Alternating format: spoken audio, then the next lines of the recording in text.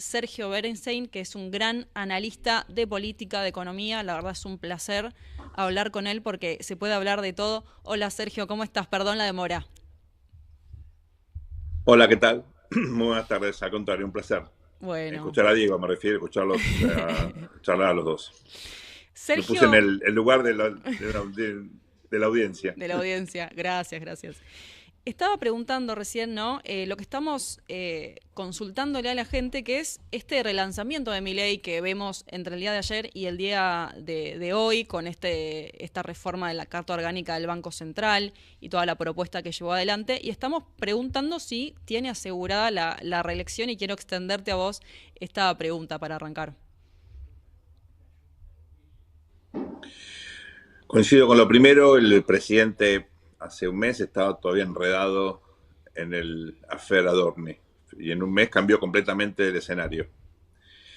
Y eso tiene que ver con los recursos del presidente, con su capacidad de innovación, con ciertas modificaciones en la narrativa, pero también tiene que ver con la inacción, la bulia de la oposición. Y yo creo que hay que tener un cuidado porque es demasiado prematuro para especular sobre escenarios electorales en la medida en que falta tanto para el proceso electoral, en la medida en que, por ejemplo, no sabemos si va a haber o no paso, no sabemos cuántos actores relevantes van a competir en las elecciones del año próximo, no sabemos tampoco, finalmente, si vamos a tener fragmentación en la oferta electoral, incluso de la centroderecha, o si por el contrario vamos a tener, no digo un bipartidismo, pero un número acotado de fuerzas relevantes compitiendo. ¿Por qué esto es tan importante?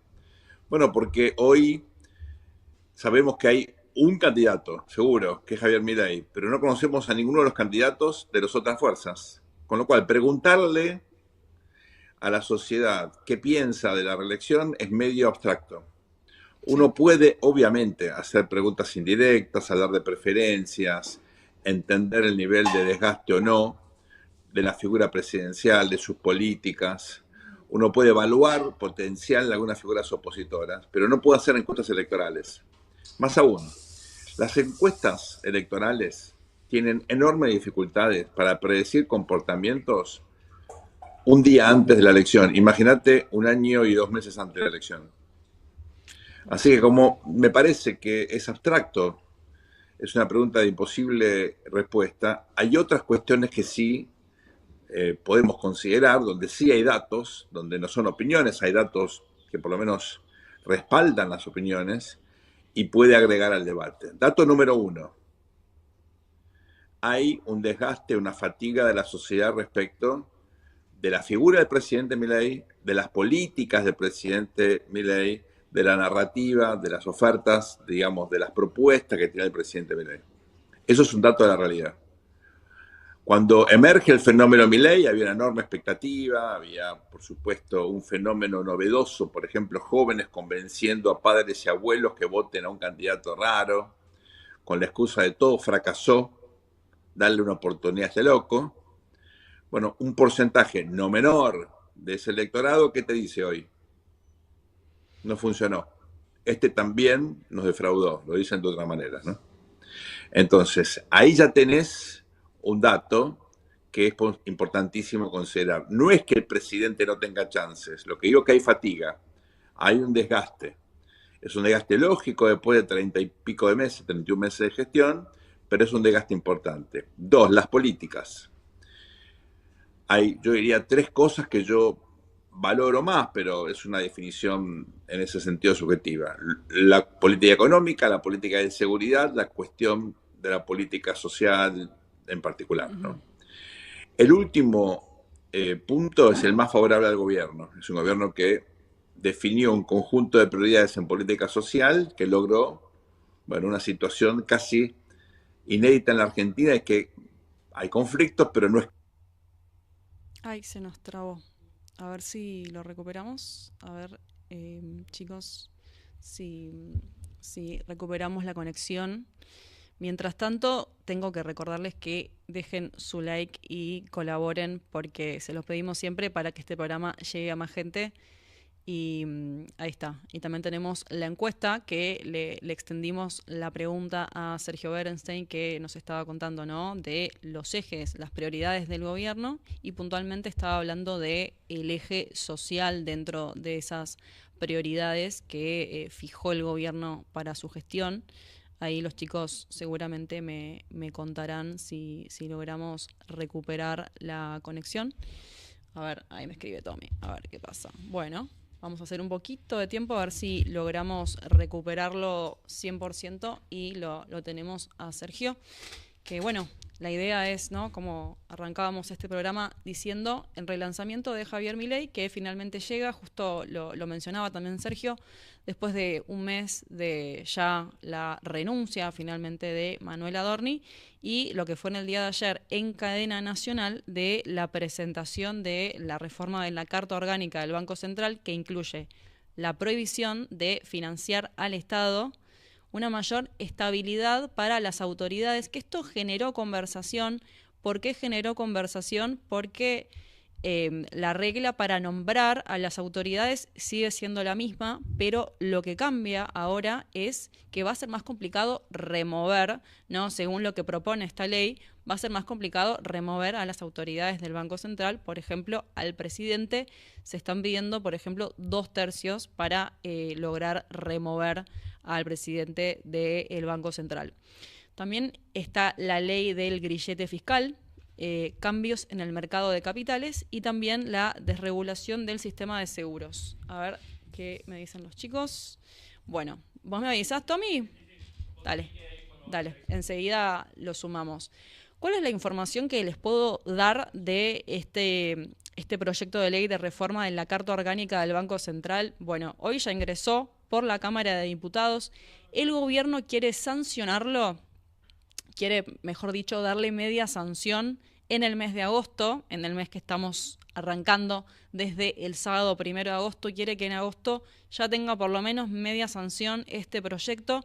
Y el martes va a haber una reunión en la Cámara de Diputados que va a ser liderada por Martín Menem, en la cual van a medir un poco los apoyos, se van a reunir con aliados y obviamente les van a dar un poco de espacio también a los aliados para que puedan presentar otros proyectos y definir cuándo o cómo van a avanzar en la media sanción de este proyecto de ley. Así que el martes se va un poco a ver cuál va a ser el cronograma para que tenga por lo menos media sanción la reforma de la Carta Orgánica del Banco Central. Pero me dicen que ya lo tenemos a Sergio de nuevo conectado, así que ahí lo sumamos. Bueno, Sergio, ahí estamos de nuevo. Gracias. Estabas hablando justo de el eje social de prioridades que se puso el gobierno y ahí se cortó. Claro, la política social del gobierno, como todos sabemos, es tal vez muy exitosa, ¿no? O de la más exitosa, porque en Argentina, a pesar del ajuste económico, de la recesión en muchos sectores, no hay grandes conflictos y los conflictos que existen se procesan de manera no traumática. Una sociedad acostumbrada a que cualquier cosita derivaba en un gran escándalo, ¿no?, en materia de conflictividad social. La política de seguridad, me parece, con simplemente decisión política y no mucho más, el gobierno logró resultados muy positivos.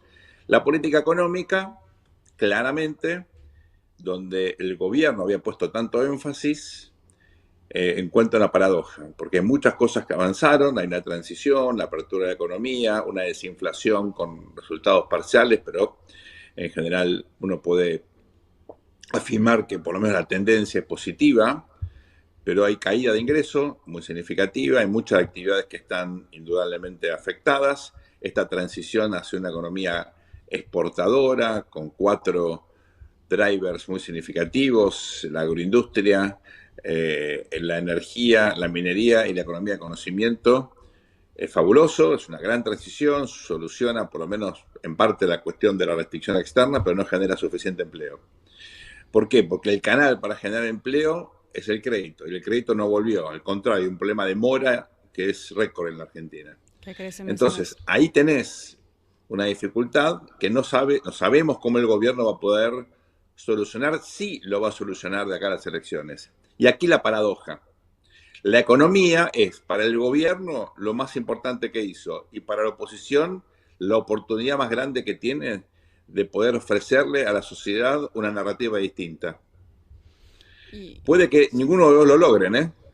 Y mm, que vayamos a una situación de mucha decepción, insatisfacción con la oferta existente y la posibilidad de que surja otro Milei, es decir, un candidato por afuera de la oferta regular que rompa la inercia que tenemos hasta hoy. Puede que la oposición convenza a la sociedad que tiene un discurso superador, que evite la vuelta al pasado, el miedo al populismo, etcétera. Vamos a ver si lo logra, por ahora estamos lejos, pero bueno, hay algunos que están preparándose precisamente para llenar ese espacio. Puede que el gobierno reaccione o logre resultados que por ahora parecen siendo imposibles remotos y que cambie el clima. El clima social hoy es muy malo. Solamente 1 de cada 3 argentinos cree que está un poquito menos, 30% que está mejor que el año pasado. Solamente el 40% cree que va a estar mejor el año próximo. Eso es una cuestión de expectativas, pero es importante. La imagen del presidente está en 36%, la imagen de su gobierno un poquito más alta, 40%, bajó la confianza. Hay muchos indicadores complicados para el gobierno que tienen que ver con esta realidad que se te estoy describiendo. si hablamos de la parte más económica, ¿no? El dato que hubo en estos días es que el gobierno dejó de comprar reservas y muchos indican que el gobierno no quiere que el dólar suba a más de 1.500 pesos. ¿Cómo ves vos esto dentro del cuadro más general, ¿no? Que ya venimos mencionando como haciendo un análisis de cómo está todo? En el lugar económico, el gobierno no quiere que aumente el tipo de cambio. Bueno, a ver, la estrategia de estabilización, el gobierno no implementó un plan de estabilización de libro de texto, ¿no? Hay 50 o más libros escritos sobre distintos planes de estabilización, casos empíricos, reflexiones más teóricas. ¿Y qué sabemos de este plan de estabilización? Que básicamente está sostenido en una reducción del déficit fiscal, con una caída brutal del gasto público, primero por licuación, vía devaluación, licuación de ingresos y jubilaciones, y después por un achicamiento efectivamente del gasto público. Segundo parámetro, el ancla fue el tipo de cambio, atraso cambiario. ¿Mm? Entonces, esto en la literatura se llama Exchange Rate Stabilization Policies. Libro de texto. Claro, el gobierno tuvo un problema y es que el año pasado hubo una corrida. Esa corrida estuvo alimentada por una mala política monetaria decidida por el presidente y por la decisión de no comprar reservas. Al presidente no le gusta que uno diga esto, hoy se enojó cuando se lo sugirieron, pero tuvo un salvataje de Estados Unidos, si no, nadie sabe cómo terminar el proceso electoral del año pasado. Eso interrumpió este programa de estabilización basado en el atraso. Claro, como tuvimos una inflación muy alta y el presidente volvió a insistir en el atraso cambiario, de hecho se profundizó el atraso respecto de enero hasta 12,5%, aún más atrasado, volvemos un poco como el fuego de la oca, ¿no? Al punto anterior del proceso electoral. Entonces, como el gobierno estuvo obligado a comprar reservas por el acuerdo con el fondo y también porque fue parte del acuerdo con el Tesoro de Estados Unidos, el Tesoro le dijo, bueno, ahora hagan lo que tienen que hacer, vuelvan a los mercados y acumulan reservas. Bueno, el gobierno todavía no quiere volver a los mercados, pues no quiere convalidar una tasa relativamente alta. Ahí hay todo un debate si conviene o no volver. Otros suponen que el presidente no quiere volver a los mercados para no relajar el ajuste. Justamente después de esta visita de Georgieva, la gran pregunta es si, bueno, el fondo se impone y obliga a la Argentina a salir y a moderar el ajuste. Es la primera vez en la historia que el fondo está a la izquierda de un gobierno, ¿verdad? Nunca había pasado. Así que El fondo tenés un pide debate respecto a moderar ese el tema, ajuste, ¿no? es un título espectacular. No, bueno, pero es lamentable, no sé, es una realidad. Yo trato de opinar siempre en función de datos, ¿no? Datos de opinión pública, datos objetivos o datos, digamos, reales. Y esto es lo que está pasando. Entonces, ahí lo que tenés, a ver, la preocupación del fondo reside en el hecho de que son muy conscientes, porque tienen un seguimiento muy exhaustivo, un monitoreo permanente de la Argentina, porque es el principal Sí, programa el que tiene el treinta por fondo con el ciento mundo, ¿no? ¿no? De los fondos. Claro, de la cartera. Entonces saben perfectamente que hay fatiga respecto del esfuerzo eh, fiscal, del esfuerzo que está haciendo toda la sociedad argentina. Y hay muchos sectores que hasta ahora apoyaron, pero no tienen resto. Entonces, frente a esto, bueno, la gran pregunta es, ¿qué haces? ¿Seguís exigiéndole a la sociedad argentina un ajuste de estas características? O, por ejemplo, seguís pagando intereses pero no capital. ¿Cuántos países que vos conocés pagan capital e intereses de la deuda? O empresas. Las empresas y los países en general renuevan el capital y pagan los intereses, ¿verdad? Hacen rollover del capital y se van manejando. Así funciona el sistema financiero. Mira, si todos los países hicieran lo que hace el presidente Milei, el mercado de renta fija desaparecería. Entonces, como es un porcentaje muy importante del mercado, y el mercado estaría dispuesto a tomar papeles argentinos, porque está tomando papeles de provincias, porque está tomando papeles de empresas que se financian más abajo del riesgo, ¿no? Del riesgo país. Bueno, acá hay un problema, digamos, del manejo, efectivamente, de corto plazo de la deuda. Pero hay otra cuestión que genera mucha desconfianza en los mercados y preocupación en el fondo. Y es el hecho de que esta política del presidente Milei no es consensuada. No hay un acuerdo sólido político detrás del programa de estabilización. Por el contrario, hay una especie de default opositor, hay un silencio empresarial, no hay un consenso activo. Y esto es una debilidad no menor. Por eso tenés al gobierno vendiendo el programa. A ver, si vos tenés un producto bueno, ¿tenés que salir a venderlo? No, se vende solo. Si la política del gobierno estuviera dando resultados tan positivos, ¿haría falta acaso que el viceministro, que yo respeto muchísimo, u otros voceros, tuviesen que salir a convencer? Uno de los elementos, con eso te cierro el diagnóstico, ¿no? Que más llama la atención, sobre todo cuando uno habla con los inversores extranjeros. Recordemos que la tasa de inversión en la Argentina es una de las más bajas de la historia, 12%. Y a nivel Esto es muy regional significativo, también ¿no? estamos 12%. últimos, ¿no? O muy abajo. Es bajísima. Bueno, uno de los elementos que más llama la atención es que el presidente habla de reformas estructurales, se llena la boca, depende del día, dice que hizo 12.000, 14.000, 16.000. En rigor, una vez más, yendo a la definición de la literatura sobre reformas estructurales, recordemos, hay algo que se llama plan de estabilización, que baja la inflación, y algo diferente que es reformas estructurales, que es cambio en la regla del juego fundamental de la economía. Bueno, por supuesto, hay mucho sobre desregulación, simplificación, qué es lo que hace el gobierno. Algunas cosas salen bien, otras regular, otras salen mal. Pero reformas estructurales son pocas. Reforma previsional es la más importante, porque en general los países logran mejorar su sustentabilidad fiscal gracias a reformas previsionales, como hizo Uruguay, por ejemplo. Reformas tributarias, reformas financieras. En general te queda después de una gran crisis, mucha inflación, un sistema financiero, bueno, que requiere modificaciones tanto, por ejemplo, en su consolidación, tenés demasiadas entidades porque hay mucha especulación. Hace falta una reforma financiera. Hace falta una reforma monetaria. En muchos casos, reformas en el mercado de trabajo. También, en el caso de Argentina, reforma en la manera en la cual se distribuyen los recursos. La famosa coparticipación quedó colgada de la reforma constitucional del 94, nunca se hizo. Ok. Urgente, de esas reformas, la Argentina solamente hizo una y muy parcialmente, que fue la reforma laboral. Este es un gobierno muy conservador que no hace reformas estructurales, porque no puede resignar recursos, porque la discusión de las jubilaciones es muy difícil, porque no tengo apoyo del Congreso, por el motivo que fuera, no las hace. Entonces, cuanto más inflación hay narrativa del presidente, menos reformas hay en la práctica. Ahora lanza la reforma de la Carta Orgánica del Banco Central, que es muy importante, porque el Banco Central tiene que ser independiente y tiene que tener autoridades legítimas. Pero ahí la pregunta es por qué el presidente Milei no cumplió la actual legislación del Banco Central, que también estipula independencia. Claro, las autoridades están designadas por decreto, no pasaron por el Senado. No había nada que le impedía al presidente enviar el pliego de Santi Bausili al Senado para que tenga efectivamente el nombramiento que corresponde.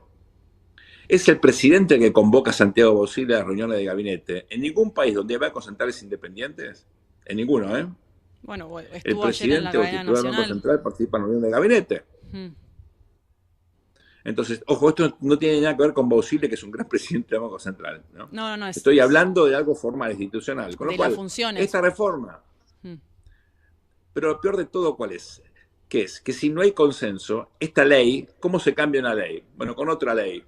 Entonces, si hoy tenés esta mayoría, pero el típico péndulo argentino, el día de mañana tenés otra y te cambia la ley, ¿de qué sirve esta, entre comillas, reforma estructural? De nada. Entonces, o las cosas las haces por consenso o no las haces. Y el gobierno decidió no hacerlas.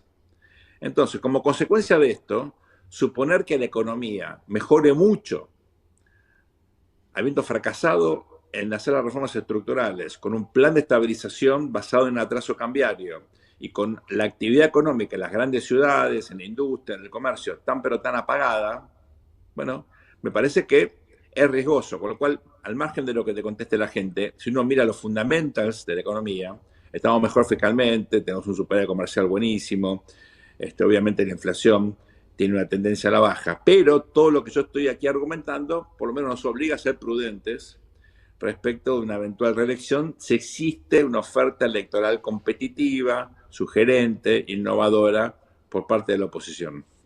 Me parece muy paradigmático lo que decías, ¿no? Es un gobierno que se plantea como revolucionario, pero sin embargo vos decís es conservador, porque las reformas que plantea son más bien accesorias a lo que es lo estructural y lo que se viene exigiendo, que ningún presidente, ¿no?, en el último tiempo lo ha podido hacer, salvo diferentes intentos, pero finalmente las reformas más importantes no están llegando. Tal vez del otro lado alguien te puede decir, cuando intentamos, mediante la reforma laboral, sacar algunos impuestos, los gobernadores se nos plantaron y no nos dejaron. ¿No? Uno también desde el gobierno podría decir, estamos muy complicados para lograr ese consenso. Siempre el consenso es muy difícil en todo. Ahora, la pregunta que vos tenés que hacerte es, frente a eso, ¿qué haces? Bueno, si vos, por ejemplo, proponés un ritmo en un plan de estabilización diseñado como corresponde, es decir, con todas las variables sobre la mesa y no solamente con el tipo de cambio y el gasto público, ¿no? Con política de ingresos, en fin, con otras cuestiones que son fundamentales incorporar, ¿no? Si querés, pues hablamos de qué otras cosas debería tener el plan de estabilización. Sí, me encantaría. Para que de ese modo haya mayor credibilidad en el ritmo inflacionario y no tengas en la reducción del ritmo inflacionario y no estés obligada a atarte al mástil del atraso cambiario como principal argumento a favor de la desinflación, con el riesgo siempre de que en la Argentina, en un año electoral, ¿qué hace cualquier ser humano lógico en este país? Se cubre. Compra dólares, ¿verdad? Lo dijo ayer Arriazo, no hace falta que lo diga yo. Los argentinos en el año electoral dolarizan, porque sí. Lo hicieron aún durante el régimen de convertibilidad en el año 95, con Menem religiéndose. Imagínate en esta Argentina, frente al riesgo que tenés hoy, con el incentivo que implica dolarizarte cuando el tipo de cambio está atrasado. A ver, si vos pensás que va a haber un ajuste, que el techo de la banda está 20% más arriba del tipo de cambio de hoy, ¿no? ¿Qué suponés? Se va a dar más demanda de dólares y por más que compre más dólares, las reservas netas, no las brutas, las netas no suben. Y que van a tener que ajustar, como ajustaron el año pasado. Y si pasa eso, ¿qué tenés que hacer? Y comprar dólares antes, o dolarizarte con activos antes. ¿Qué está pasando? Eso. Ya empezó el mercado a dolarizar, ¿no? Es una risa porque le echan la culpa al vocero, Rabier, Claro. de haber dicho que el tipo de cambio podía desplazarse. Bueno, es el techo de la banda, podría pasarse perfectamente. ¿Qué hace el presidente? Dice, no, el techo de la banda, olvídate. Yo fijo el tipo de cambio y yo te aseguro que eso no va a pasar. Bueno, ¿a quién le crees? ¿Son reglas o discrecionalidad? Porque si le crees al presidente, bueno, depende de él. Ahora, eso se acaba el día que se te acaban los dólares. Porque el año pasado también decían que no iban a ajustar. ¿Y qué pasó? Y estuvieron obligados a ajustar, pues se quedaron sin dólares. ¿Por qué fueron entonces al Tesoro? Entonces, vuelvo al argumento. Sin consenso no hay nada sustentable. ¿El consenso es difícil? Sí. Bueno, prueba otra cosa. ¿Te va a ir mejor? No. Bueno, entonces sentate y pregunta cómo logras consenso. Si alguien te dice, bueno, modifica el ritmo de desinflación. Bueno, ahí tenés una linda disyuntiva, porque fíjate, ¿qué te dijo el presidente? Inflación cero en agosto, que por supuesto llegamos a agosto y la inflación no es cero, ¿no? Pero no importa, sabíamos que no iba a ser cero. ¿Para qué lo dijo? Bueno, para influir en las expectativas. ¿Lo logró? Bueno, la inflación bajó porque efectivamente, digamos, no porque lo que dijo el presidente, porque hubo un conjunto de políticas orientadas, ingresas el atraso cambiario que baja la inflación. Ahora, si en vez de ir de una inflación del 300 y pico a una de 50, después una de 30, una de 20 y supuestamente a un dígito en algún momento cercano, haces lo que hicieron los países lógicos que tomaron una década en desinflacionar. Chile, Colombia, Israel, ¿no? Bueno, ¿por qué no hacer lo mismo? Decidiste no dolarizar, descartaste la idea de la convertibilidad, bueno, fenómeno. ¿Por qué no haces algo parecido a lo que hicieron los demás, que le dieron a sus sociedades tiempo para ajustarse? Es Ahí decir, no, voy a ser ahí un poco abogado del en el diablo, timing, pero cualquier gobierno te diría, no solamente el de Milei, tengo 4 años para que me voten. No, no puedo extender tanto el plazo. al contrario, porque si vos acompasás el ritmo de algo que de todas maneras te cuesta bajar, porque no es que vos lograste efectivamente el dígito que buscabas a los 3 años, o inflación cero a los 4 meses tenía inflación casi de 3, que era una locura, ¿no? Si en vez de hacer eso, propones un plan de estabilización del libro de texto, relajás un poco el ritmo de desinflación. No estoy de acuerdo con la inflación, lo que digo es Claro. hacer las cosas que hicieron los países a Bueno, los cuales les fue bien desinflacionando. que la actividad no caiga tanto, ¿no? Que acompañe un Claro, poco a bueno, que haya una recuperación más estable de la economía.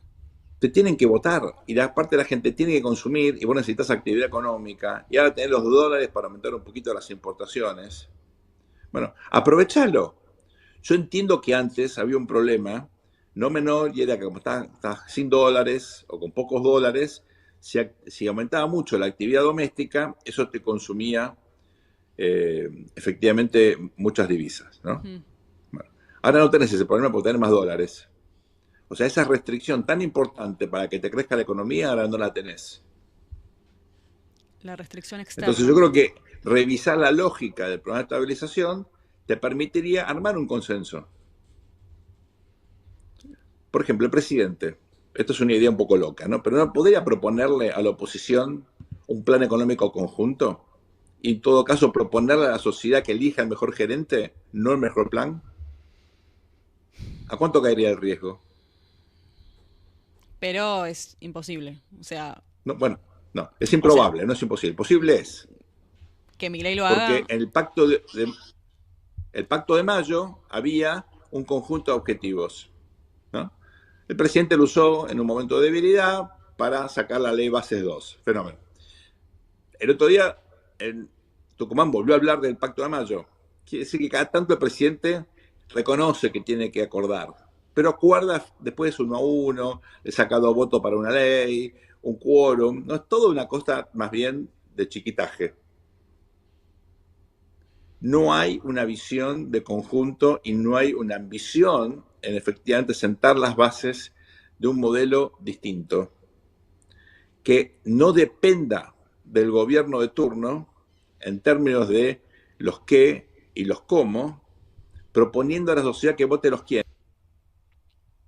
ahí se nos cortó un poquito, a ver si vuelve Sergio, pero no, estaba por hacer como un rescate de lo que estaba diciendo, que me parece sumamente, a ver, categórico, determinante lo que está diciendo, y es que es un gobierno que, como ya había dicho, ¿no?, anteriormente Sergio, es un gobierno que se plantea como revolucionario, pero que finalmente no está llevando adelante ningún cambio estructural que pueda permanecer en el tiempo, que creo que no está apuntando como al lugar más débil dentro de la política que está tanto económica como sí, principalmente la política económica, pero también cuando hablamos de leyes y cuando hablamos de reformas, lo que plantea Sergio y es paradigmático, y es que es un gobierno que viene a cambiar, que viene a reformar, que viene a refundar y que no está planteando reformas que puedan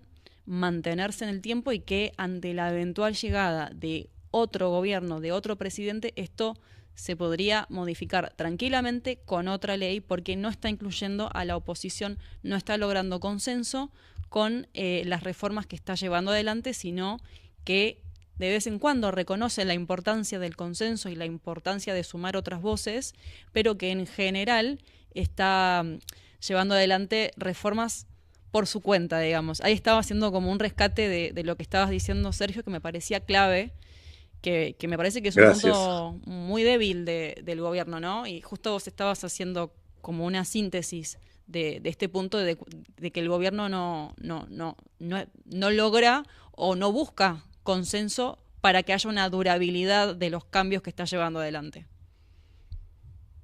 Exacto. Yo propongo una analogía que por ahí es demasiado exagerada, ¿no? Pero la ley más importante que tuvo la Argentina en toda su historia fue la ley 1420. En la presidencia de Roca, la educación pública y gratuita, ¿no? Este país es lo que es gracias al capital humano, gracias a la escuela pública, a la educación. Ok. La sociedad después de eso revisó 5 décadas, 6 décadas después el sistema educativo. No, siguió. ¿Por qué? Y porque era un éxito. Era el mecanismo de movilidad social ascendente, más importante. A partir, uno puede poner la década del 70, por ahí la noche de los bastones largos, cuando vino la persecución a los docentes, ahí la cosa se complicó y la decadencia obviamente se profundiza en el sistema educativo con los problemas fiscales, con los problemas presupuestarios, ¿no? Aún así sigue siendo lo mejor que tiene este país, ¿no? El capital humano. Entonces, eso es un parámetro de una ley exitosa, de un mecanismo que funciona, que es consensuado. Podrás tener debates sobre los gremios docentes, podrás tener debates sobre la cantidad de horas, pero nadie duda de la educación pública. Bueno, con la economía no pasa lo mismo. Y el debate del Banco Central es instrumental, es una parte de un todo. Si no tenés un acuerdo sobre el todo, vos te vas a poder discutir el color de los azulejos del baño cuando no sé qué casa vas a construir. No, tenés que hacer un debate integral. No le estoy, por eso estoy minimizando. Es muy importante la independencia del Banco Central. Pero ¿saben qué? Hay países sin inflación que no tienen una carta orgánica tan exigente como esta. No tienen. Es más, hay países que tienen baja inflación porque ni siquiera tienen moneda, o tienen una moneda regional, como el caso del euro, ¿no? Entonces, hay muchos mecanismos para asegurar la estabilidad. Hay que discutir eso. Después vemos que Banco Central necesitamos, pero yo creo que esto es poner lamentablemente los caballos detrás del carro.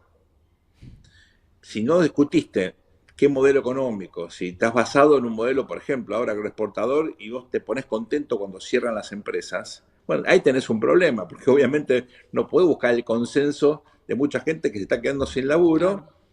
Y vos suponés que el mercado ajusta solo y que la gente va a dejar González Catán para irse a trabajar a vaca muerta. No es tan fácil, la gente tiene obligaciones, tiene familia, tiene hijos que van a la escuela, amigos, tiene vecinos, todo eso para vaca muerta el gobierno no está preparada. Datos completamente marginales. Añelo no está preparado para recibir gran cantidad Tampoco, de gente. Pero lógico.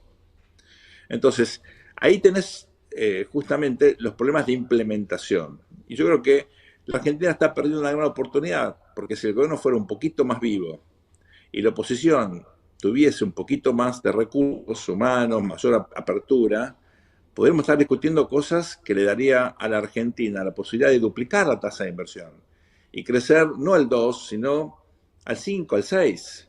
Creces 30 años al 6%, bueno, sos un país, digamos, muy desarrollado, tenés un ingreso per cápita parecido al de Suiza. Argentina, no digo que lo logre, pero podría aspirar por lo menos a eso. Hoy no lo hacen y creo que es una oportunidad perdida. Me parece que está bueno para cerrar que justo ahí también mencionaste que es una responsabilidad no solamente del gobierno, sino también de la oposición. Por supuesto, es fundamental que la oposición esté a la altura de las circunstancias. O decir, bueno, pero justo en una etapa preelectoral, bueno, nunca es el momento ideal para esto, pero tenés que hacerlo, porque a la oposición tampoco le conviene, creo yo, ¿no? Si gana heredar un país de vuelta con una fractura de esta naturaleza, ideológica, con desconfianza, si los políticos no se pueden poner de acuerdo en algo tan básico como elemental, ¿no? Como un modelo de desarrollo inclusivo, bueno, digamos, es como que no te pones de acuerdo cuáles son las reglas del córner o las cosas más básicas de cualquier juego, ¿no? La Constitución te da un marco, pero no te alcanza. Tenés que sentar acuerdos sobre cuestiones fundamentales. Si predomina esta dinámica de agresión, de diferenciación, a los gritos, de persecución, de grietas, etcétera, la desconfianza que ya es muy grande entre las partes se va a alimentar. Entonces cualquier discusión pasa a ser relativamente, digamos, segmentada, trivial y poco sustantiva.